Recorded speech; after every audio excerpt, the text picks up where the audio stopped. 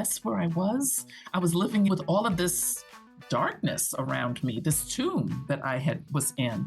And I said, I'm okay, it's time to truly start anew and recreate myself. And I tell people, don't ever be afraid. Hello, you are listening to the Late Bloomer Living podcast. I'm Yvonne Marchese, your host, and I'm so happy you're here. I created this podcast to give you inspiration and let you know you're not alone in feeling stuck in midlife. I also invite you to join the Age Agitators Club for women, where we come together monthly to hatch our plans for making waves as we age. Being part of this community for women will remind you on a regular basis that you're not too old, and it's never too late to do that thing you've been thinking about. You can find more information at latebloomerliving.com/community, and I hope to see you there. Hello, my friend, and welcome back to Late Bloomer Living. I'm very excited for today because I don't know if you're like me and you might have a little bit of wanderlust in you, but if you do, this is the episode for you today because I have with me Siobhan Farr, who is the founder of a community called Digital Nomads Beyond 50. And what I love about Siobhan is that she became what she calls an unintentional digital nomad. We're going to talk more about how one becomes an unintentional digital nomad, and then has taken that and then formed a community around herself of other digital nomads who are over the age of 50. How cool is that? So she has a Facebook group that is thriving. She is an avid traveler. She's been to over 34 countries. And I'm just going to say that's 34 and counting because I know she's always traveling. And in the meantime, she is in the health insurance industry. And so she's working while she travels. She's not just out retired and traveling, which I think is a really interesting thing to think about as an option for travel when you are older. So I'm so excited for this conversation today. Siobhan, thank you so much for being with me today. Thank you so much for inviting me, Yvonne. I'm so excited to be here with you, and I'm just looking forward to our chat today. Me too. So we are a world apart right now because you are traveling even as we speak. Actually, you're in kind of you're out of the country, out of the United States, but you're in your home base away from the US, correct? And where is that? Is that Ecuador? Yes. Yes, I am currently in Medellin, Colombia. And I know some people say, don't you mean Medellin? No, in Colombia, they pronounce it with their own accent, which is Medellin, Colombia. And one slight correction, when you mentioned that I'd been to 34 countries before I started my nomad journey in 2020.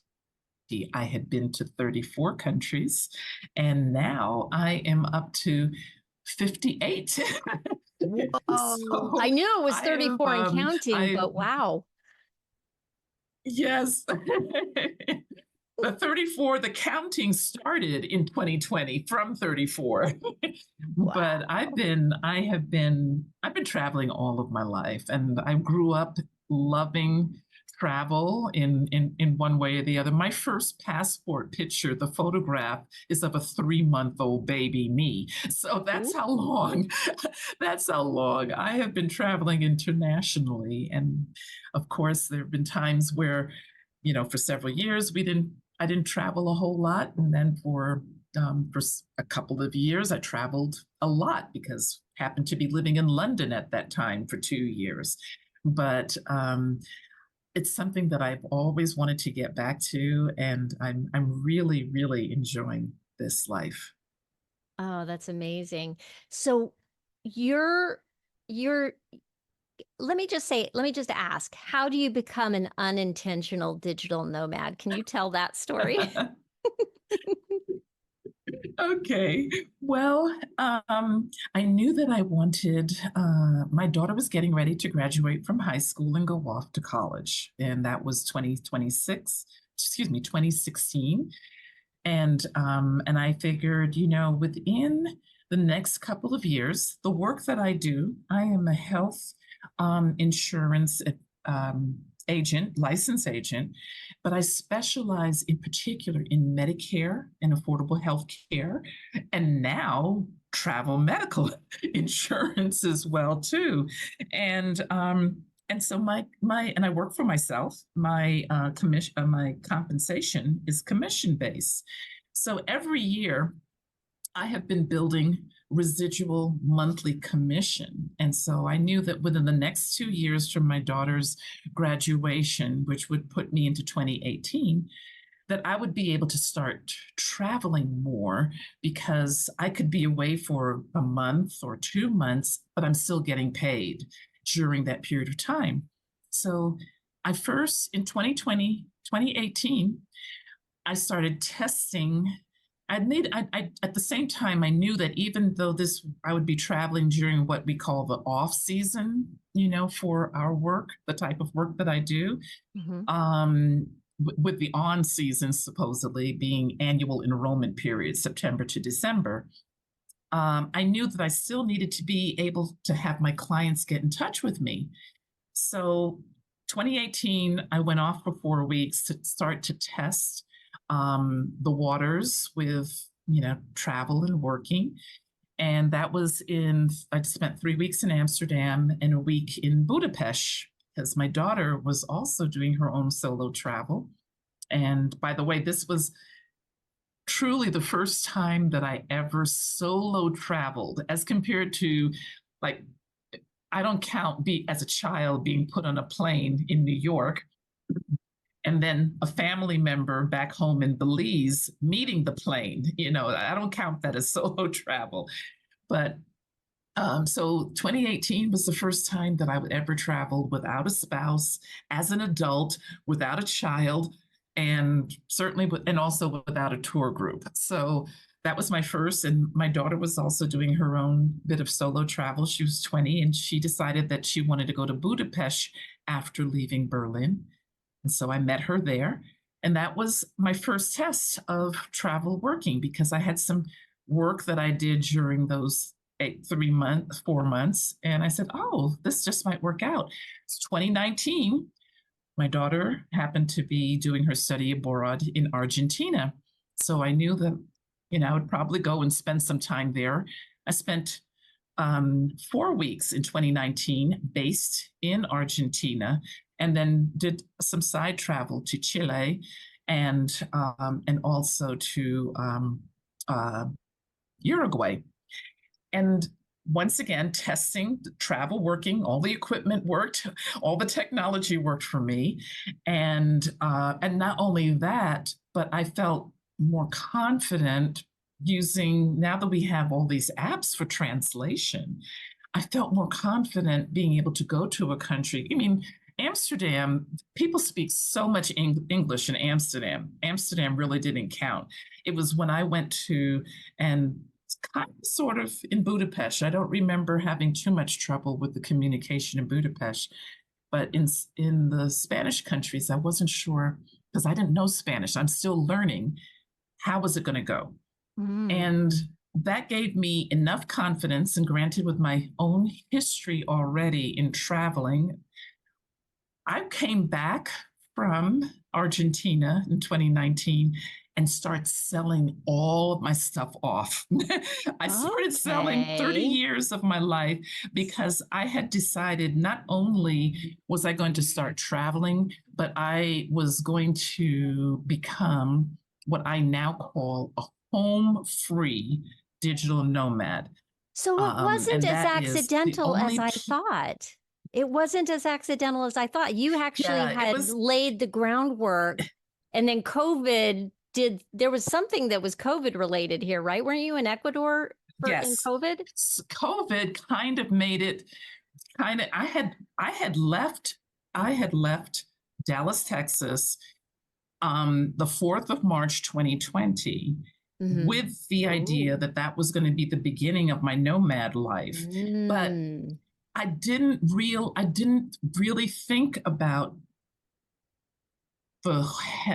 truly seeing myself as a digital nomad, because frankly, I always thought about that as, oh, that's just like the pups. Those are the pups who are doing that. They're in their 20s and in their 30s, And the more that I was doing my work and traveling, doing my work and traveling, and I didn't do a whole lot of traveling, frankly, in 2020, because my first country that I landed, I had a 6 country by 6 months itinerary that first year. And the first country was Ecuador. And I was planning only 3 weeks in Ecuador, 1 week in Guayaquil, 1 week in Cuenca, and the last week in Quito, and then go on to Colombia. And as it turned out, the night that I arrived in Quito was the night that they closed the borders of the country due to COVID. And the three Wow. weeks that I had originally planned to be in Ecuador turned into eventually 13 months. And during that period of time, I said, well, I'm going to have to do annual enrollment, because even my doctor told me, when he heard how Ecuador was handling the pandemic, he said, do not come back to Dallas, Texas. Stay right where you are. And even if you have to go through annual enrollment period from there, whether you lose money or whether you make money, the only right decision for you is to stay there, because then these are the words that really hit home for me. Both him and my rheumatologist said, with the risk factors that you have, you're older, you're a woman of color, you're a person of color, and all of these that they were listing off, you're taking, immune suppressing medication. They both said, if you come back to the United States now, you will definitely get this disease, and you may survive it, but you will never fully recover from it, is what Mm. they both said. And Mhm. there, I started working on my digital marketing plan to do the heavy lifting part of my job, which is September to December, from Ecuador. And as I was in the process of doing that, I thought to myself, I guess I'm becoming a digital nomad without really planning to. I guess that's what I'm at, but I said, but I'm in my 60s. How can I become a digital nomad in my 60s? In my 60s. And that's how it felt like it had been unintentional, but uh, there was some unintentional even groundwork leading up to it. Yeah, absolutely. Oh my gosh, my head is exploding with questions right now, Siobhan. Okay, let me see if how I want to focus this first. Um, First of all, I love that you pointed out that you had never traveled alone, even though you've been a traveler your whole life, that you never traveled alone without a spouse, and doing solo travel, which I think can be very intimidating to people who are later in life, who have been maybe used to traveling with a spouse or a partner or family, and who love travel but now feel like that's all over for them.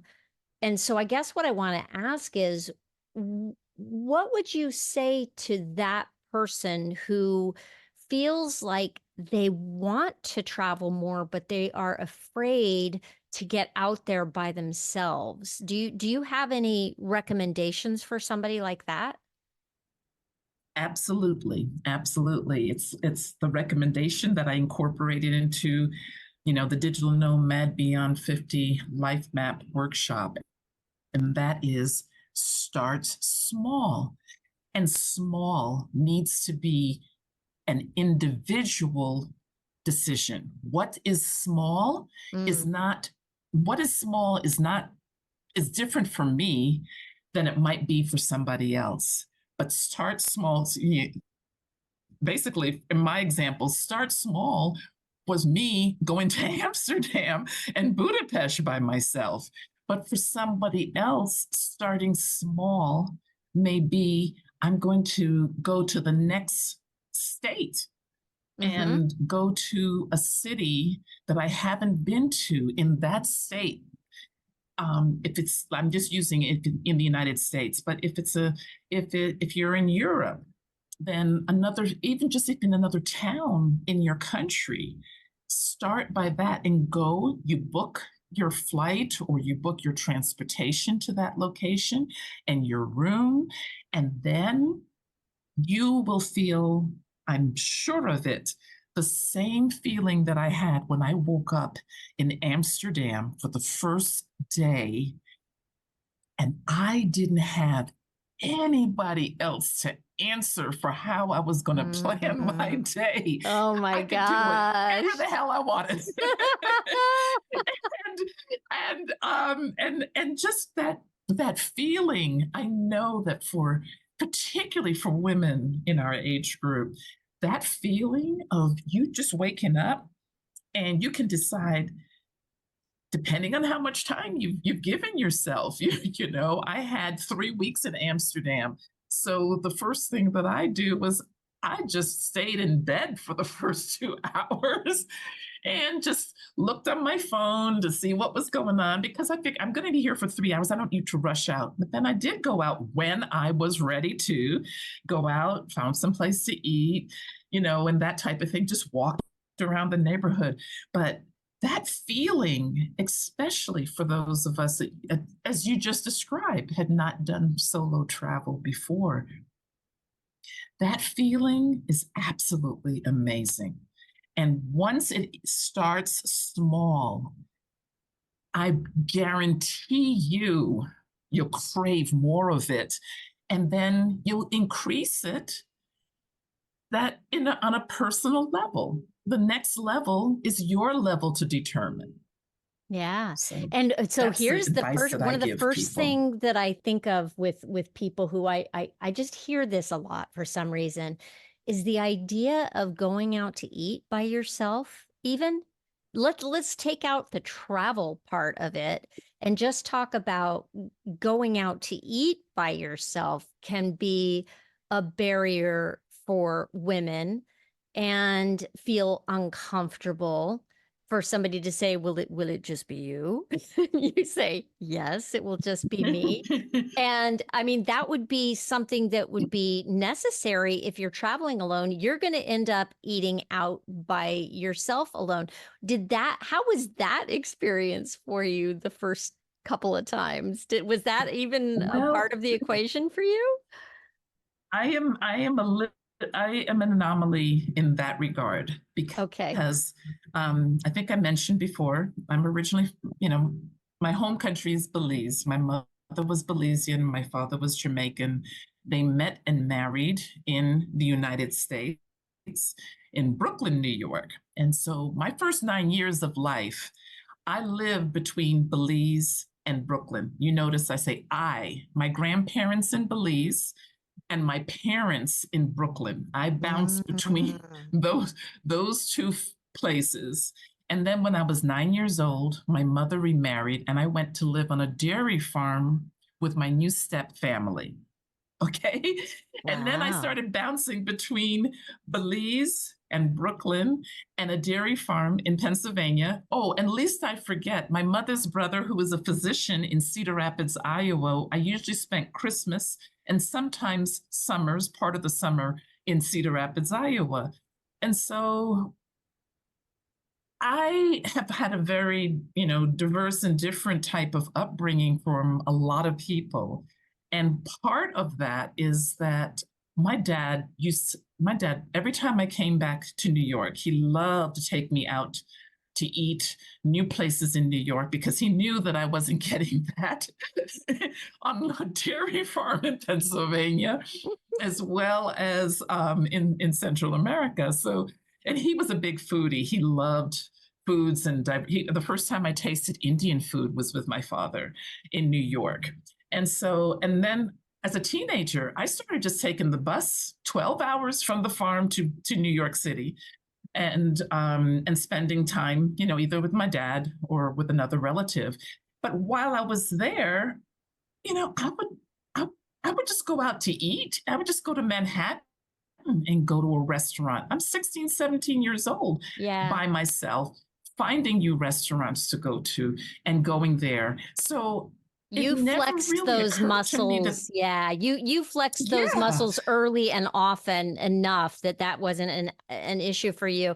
I will say I feel yes. like I also got a bit of that experience probably in my mid 20s is when I started to go and do more things alone, especially when I moved to New York by myself in my mid 20s, and I didn't know anybody.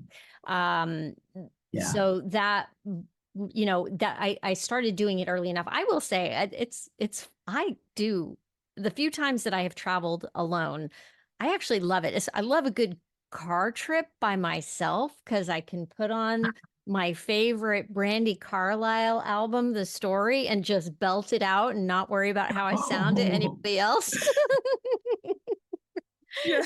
So, yes. so I do like a little bit of solo travel. I have not done much international travel myself. So for me, I think that would be the big jump for me is to start going international and solo. So here's Mhm. another question for you. Um, Let me ask this. How would you suggest that somebody who maybe doesn't want to travel alone so much, are there options for somebody who is a solo person, but they want to travel and maybe have an experience where they're not so alone? Are there groups or I mean, you have a community, Digital Nomads Over Yeah. 50. Do people hook up to travel together at all? Is that a thing? What we are doing now, I know that you had said, how did they even get started? Digital Nomads Beyond Oh yeah, 50. let's get to that. When I was in Ecuador, it was around October, which is the beginning of when I was launching this homemade digital marketing plan to Mhm. do my annual enrollment. And by the way, it was an epic failure. I got, this is the period of time when you're interacting with your existing clients, and then you're also trying to engage new clients. And the reason why my risk was going to be so high is how we engage clients with this type of work is that we have a kiosk in a Walmart. And so I would have been sitting in a Walmart, during the pandemic without any vaccine yet, so that's why my doctor said you need to stay outside of the United Yeah. States. But I started studying about digital nomad and what they do and whatever. And I saw that there's such a thing called a co-live, co-work. And these are organized, you could say travel events, for lack of a better word, where a company has created a place. They've rented maybe 3 floors of an apartment building or something like that, or a big house, and then they say, "Hey, digital nomads, come and live and interact and play at our co-live, co-work." Ah, And that this is could and the genius, isn't it? commitment is typically, yeah, it's the commitment is typically 1 month. You have to commit typically at least 4 weeks, 1 month, because that's how community gets built, is when at Mm. least people, not, there may be people who may go in and start their month before you, and then you come in and you're doing your month or whatever. But the fact is that they understand, these organizations or these companies, they're actually travel companies, for lack of a better word. They understand that it takes time for people to build that sense of community. So basically, I found out about them. One of the largest worldwide ones, I'm not going to give their name because, they're a good company. They just, for whatever reason, and I got a little bit of an understanding why, their age cutoff was 45. and Mm. and I found this out when I tried to apply to one of their co-live co-works, and it I had a Zoom with them because that's a part of the interviewing process. So even though they were rejecting me, I think they were really curious about me at the same time. So they still had me, and I said, I'm sitting in Ecuador in social isolation. So, yeah, sure, I have the time to have a Zoom with you, even though you're telling me that I'm too old to join your play group. Did they So, have a viable and reason for the age limit that you felt yes, they made any did. sense? And it made sense. And you know what? When I found myself at the beginning of 2022 staying in a language hostel Mhm. in Medellin, Colombia, that was my first month here, learning. I wanted to start to learn Spanish, and I was staying in a hostel where I would say that a good 60%, maybe 70% of the entire school population were young men. And there was a smaller group of women, young women, and then there's me. And that's, but I got a good idea of why they were trying this particular organization that said that I was too old. What they were trying to protect is that there is a different culture when you've got a group of younger people together, is a Mm. different culture than when you have throw some older people in the mix. Throw some older people in the mix, and they might start complaining and therefore damaging the reputation that they already have by people Mm. saying, well, yeah, I put something in the refrigerator and somebody ate it. Or or all the girls were giggling because they figured out that the shower door is almost transparent, and all the guys were still using it, and they would just sit there and watch. So so there was all sorts of funny little things like that were going on in this hostel, and I said, okay, now I understand why they didn't want to mix older people with this group, because we have fun, but we have a different kind of fun than what these young people were having. So that gave me the idea to start to look for a group to find out where are the older digital nomads. I Googled, I couldn't find them. I come from a background of a very socially community building kind of background as well too. In Dallas, I had a Facebook, not a Facebook group, but I had a meetup group for almost 9 years, almost 10 years, actually. I closed it at the end of its ninth year. And at that time, we had more than 1,400 members. And it was called Urban Mosaic. And it was about bringing people together who were diverse and for a social environment. So I figured, you know what? I can do this. I'm going to form a Facebook group.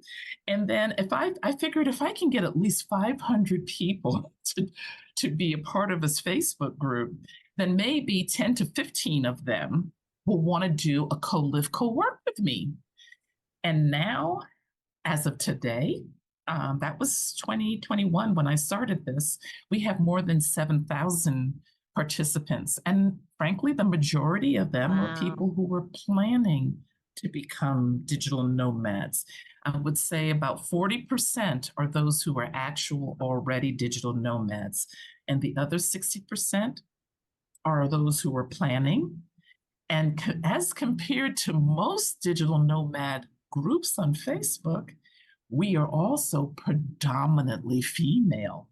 How Mm. about that? How about How that? about that? I have to say, I think I had joined your group as being one of those people who's travel Yes. curious. Let's say I still have a teenager at home, so I'm Yes. not ready yet. But my husband and I are like, we kind of want to get a little van and travel around the U.S. and do a little have a home base, but also travel. And so I'm like, okay, I'm starting to look at Mhm.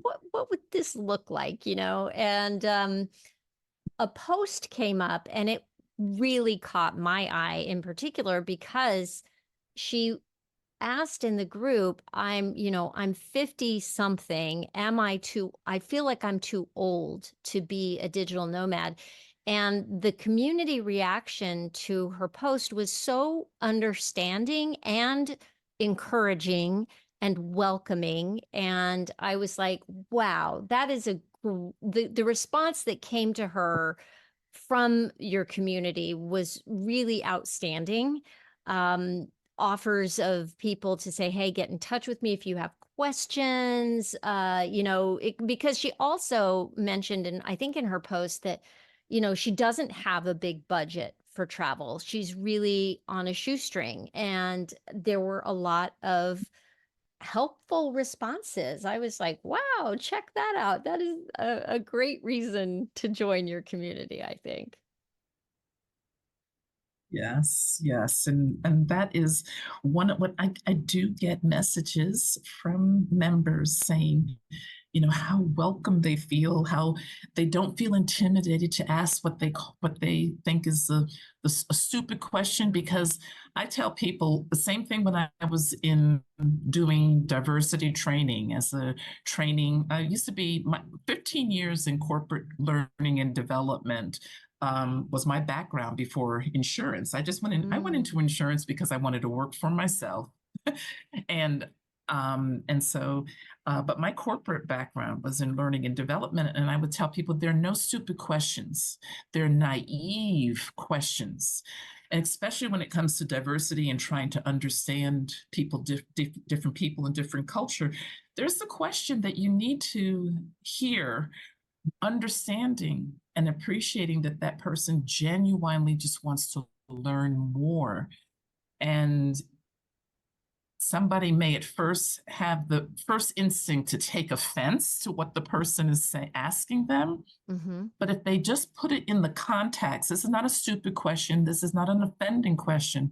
This is a genuine, just a naive question, but coming from a source that somebody really wants to understand deeper. People can look at it that way. And it works even when you're traveling as well, too. Mm. You know? Yeah, yeah, to come in with genuine curiosity. Um, by the way, I think that genuine Right. curiosity is the, I'll call it the panacea for anything. I have found curiosity to Yes. be You're so right. You're helpful right. in so many ways, like just looking at yourself and the judgment that we have on ourselves. But that'll take me down a whole different path here. Wow. I mean, this is incredible what has happened for you. Um, Let me ask you a question. What have you learned about yourself since becoming a digital nomad? And the second part of that question is, what have you learned about yourself since starting your community that is specific to, having come from starting a community? Um, what have I learned about myself since starting this? Uh,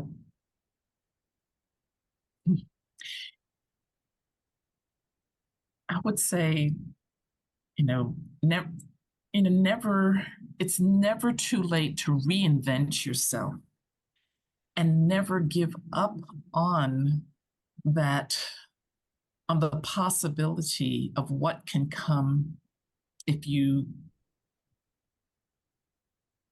look at reinventing yourself. Uh, Frankly, I went through some very dark days following my divorce, and that would have been specifically the years of 2008, 2012, and I can say that it took a lot, frankly, to a great extent. I'm a strong person, but there were um, there were a lot of times where it just felt like the one thing that's keeping me hanging on is my daughter. And I that's what got me through those 4 years, because I just couldn't see beyond the disaster that I felt that frankly I had created in my own life. Mm. And bad business decision is all I'll say is what it came down to. But I also never thought that I would get to this point in my life where I truly am living my best life, Yvonne. And I did choose to recreate myself. 2012, we sold, I say we because my husband, I call him my husband because I do have a lot of still affection. I've gotten past a lot of that to have still a lot of affection for him and with him. We sold the house that we had. My daughter and I had continued to live in there, and then my daughter and I moved downtown Dallas to a loft apartment.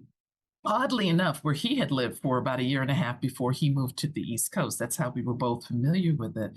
But I realized at that time that 2008 to 2012, until I moved out of that house, I had been living in the tomb of my marriage. And I didn't realize that until I moved Wow. out of it. And then I realized, wow, that's where I was. I was living with all of this darkness around me, this tomb that I was in. And I said, okay, it's time to truly start anew and recreate myself. And I tell people, don't ever be afraid. One of my favorite songs, my anthem, is that song that has the line, open up, turn the page. Your life is there's so much that's still unwritten, and it's for you to write it, you to embrace it, and to write it again and rewrite the story, because the story hasn't ended, but you need to create it. And I wish I can't believe that I can't remember the name of my anthem song, but I can totally relate. That happens to me too. but yeah, that's one of the things that I learned about myself, because I used to feel like I had a lot of bounce, living between, my, one country and another country, moving to what would seem almost a different country, a dairy farm in upstate Pennsylvania, where I was the first child of color to even go to the elementary, middle, and high school. Wow. in that community. Talk about culture shock, I right? felt that I had grown up with a lot of bounce. But when I went through that life event, I just felt that all my bounce had disappeared. But it hadn't. And what I learned about myself is that I'm stronger than I thought. I love that that is your answer. I love that that's your answer, because that happens to us. Life happens and things can get hard, and you can end up in a dark, dank pit for a while, right? And Yes. and when that happens, it's very much like you feel like you're never coming out of it. It's like being sick for a while and feeling like, am I ever gonna feel well again? And you think to yourself, I am always, next Yes. time I'm well, I am gonna appreciate this, by God. But when you're in it, you just feel like So it's true. never gonna end, right? Oh my goodness. I love that Absolutely. there is Absolutely. hope. There is always hope for coming out of that zone, isn't there? Absolutely. And I just remembered the name of the song. How could I forget? Unwritten is the name of the song Ooh, that I I was don't know trying it, to but I'm gonna think have to of. look it up. Who's it by? Can you remember? Unwritten. I think her last name is Benningfield. Oh. You probably have heard it. I Sometimes will my certainly be tries looking it are up. outside my lines. Mm. We've Ooh. been conditioned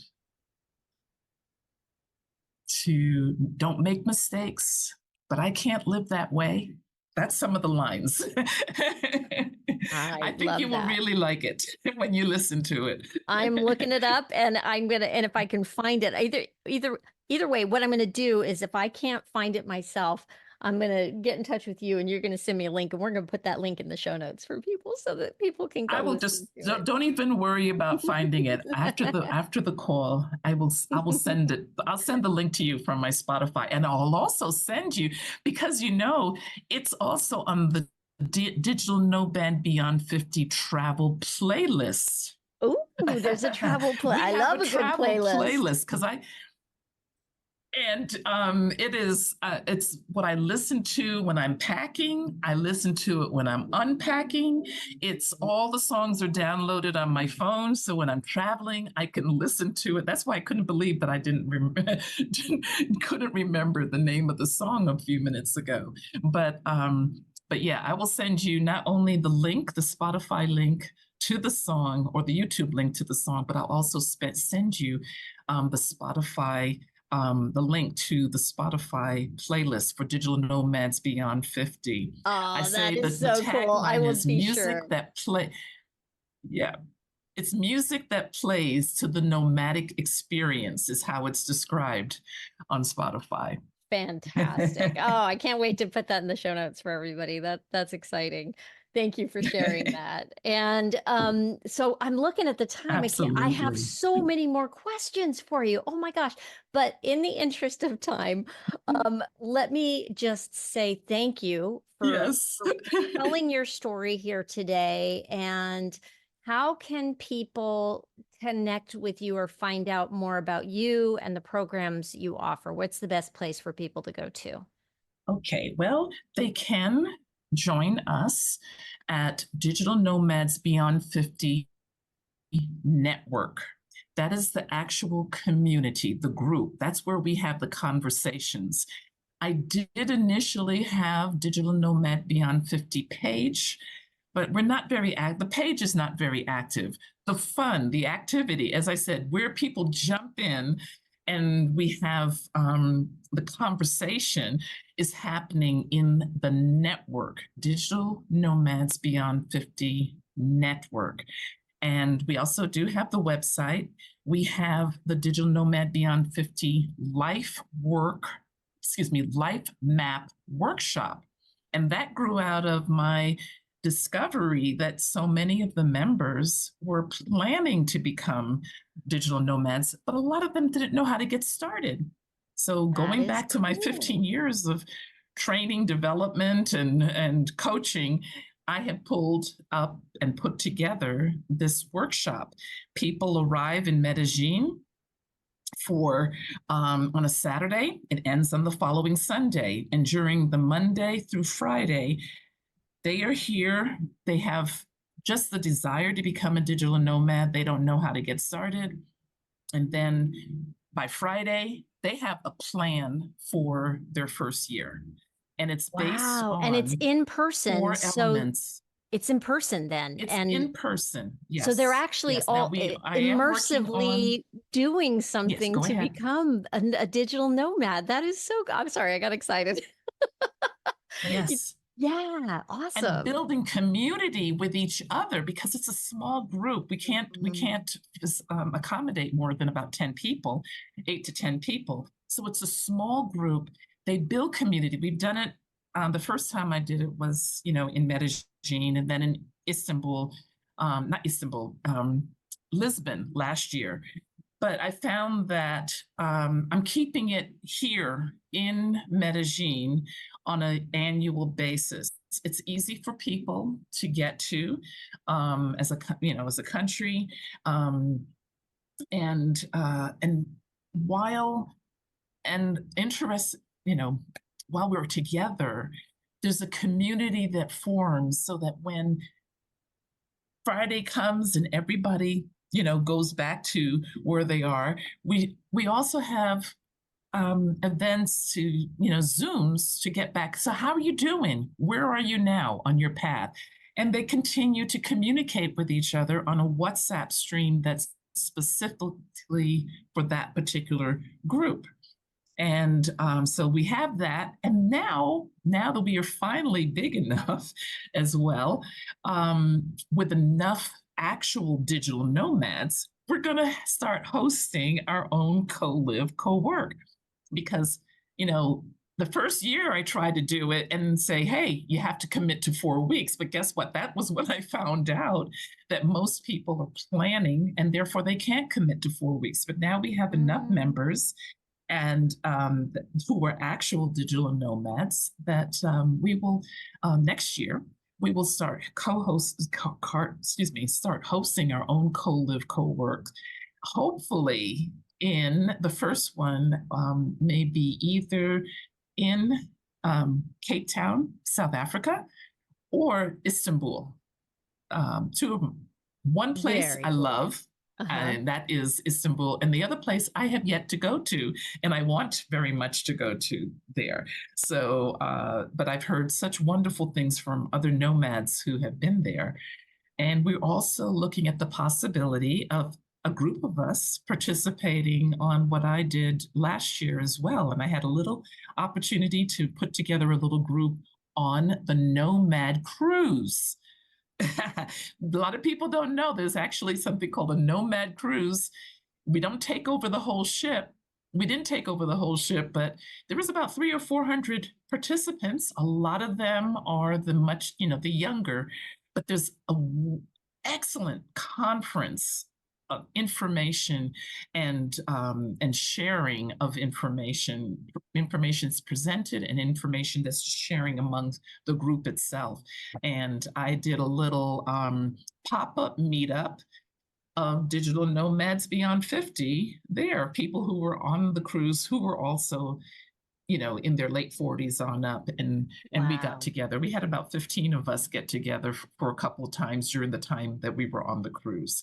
That's So what I'm incredible. looking at is the possibility of, just maybe getting hopefully a group discount and some of our digital nomads beyond 50 participating together in the Nomad Cruise. I love how this is blossoming, Next Siobhan. year. And I love the way that you are going back to things that you tried, but realizing why they didn't work the first time. But now things have changed and you're diving back in. And,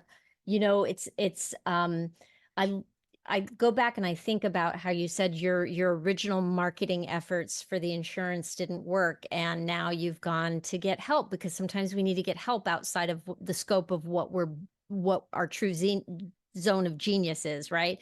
And then you realize that a good portion of your Yes. people in your group weren't ready to travel; they're preparing to travel, and so now you've grown and you've grown and now you're in a new space, and okay, let's try this other thing that we tried before now because now we're in a new space. This is it, people. This is how we grow and iterate and try new things. And I love that you don't look at it as failure, but as failure as, oh, okay, that didn't work that time, let's do this differently, or why didn't that work? Failure is information, right? And if we can look at our lives that Absolutely. way all the time and go, okay, it Mhm. didn't work last time, but that doesn't mean it's never going to work. There were things happening then that may be quite different from what's happening now in my life. And maybe this is my moment, Ah, I'm so inspired by what you're doing. Absolutely. Thank you so much for being with me, Siobhan. And I'll have all the links in the show notes. If you're driving, don't worry about it. We will get you hooked up. Siobhan, we got to stay in touch. All right. Yes, indeed. Thank you. Well, there you have it. How cool is it that Siobhan has created such a supportive community for people over 50 who are either traveling while still working or planning for it until they can make their escape? I mean, really. If you're feeling the itch to explore a new path or are just travel curious like me at this point, or maybe you just want to connect with a supportive community, be sure to check out Digital Nomads Beyond 50. You can find all the links that were mentioned in this episode in the show notes, including Siobhan's travel playlist, the link to her personal anthem, which we do have, and details on her workshops. You can just go to latebloomerliving.com and look for episode 193. Don't forget to subscribe to the podcast on your favorite app so you never miss an episode. And you can also subscribe to my email newsletter so you'll always be up to date on what's going on in late bloomer living land. And if you enjoyed today's conversation, I would really appreciate it if you could take a moment to leave a rating and a review. It really helps us to reach more listeners like you. Until next time, keep exploring, stay curious, and remember, it's never too late to rewrite your story. Thank you so much for listening. I hope you have a fantastic week. Stay safe and well. Talk soon.